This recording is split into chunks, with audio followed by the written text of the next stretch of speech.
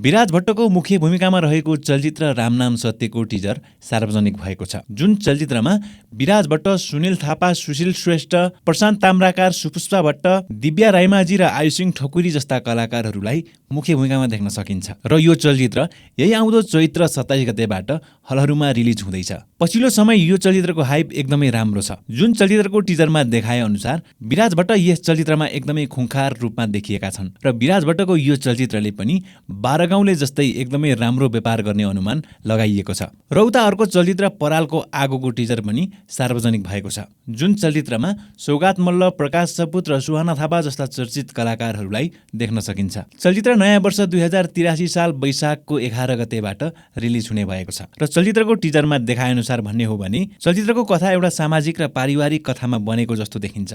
विशेष गरी अहिले चलचित्रको टिजरले श्रीमान र श्रीमतीको कथालाई देखाएको छ र यो टिजरले यति बेला निकै दर्शकहरूको ध्यान खिच्न पनि सफल भएको छ।